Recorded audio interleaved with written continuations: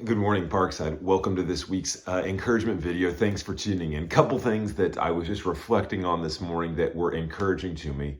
Sunday night, the students had the Nerf wars here at the church. They had over 70 kids show up, and it was just awesome to see them running around. And I was, ducking for cover, trying to avoid some of those kids shooting at me, and it was super fun. What encouraged me even more than to see the great turnout and the great event was Monday.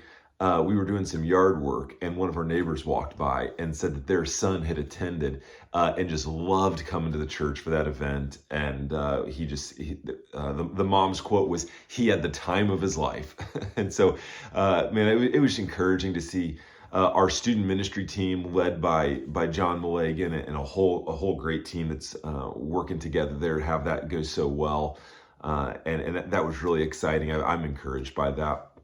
But there's something else from Sunday that I continue to be encouraged by, and that was the baptism we had. I love Baptism Sunday.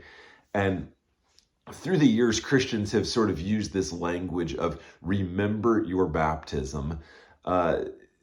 It's kind of a phrase that maybe you've heard, maybe you haven't. But here's how I think it's helpful to say, remember your baptism. Not in the sense of that's what saved you. That's not what baptism is. But baptism is a picture of the gospel, a picture of how you were saved, that you went down into the water, you died to your old life, and were raised to newness of life, come back out of the water, just as Jesus rose from the dead, so you too have been raised to a new life.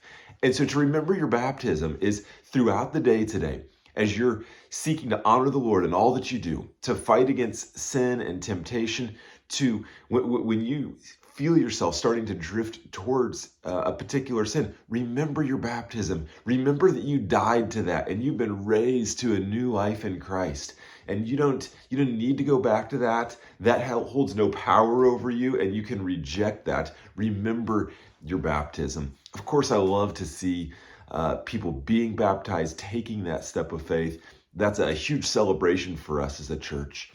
But it's important for us as a church to also see those baptisms and to remember how we were gloriously saved by Jesus and called to holiness and to follow him with all of our lives. Parkside, I love you. I'm encouraged by so many things happening in the church. I shared just a couple with you today in this video, but I hope that you'll continue to seek out others that can, where you can be an encouragement to them, right? We talk about that pretty frequently. How do you know that someone needs encouragement?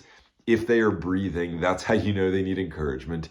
So consider today how you can remember your baptism. You've died to your sin. You're raised to new life in Christ. And look for somebody that you can encourage. You can pump them up and just say, man, I see you and you're doing a great job. Stay at it. Keep fighting the good fight.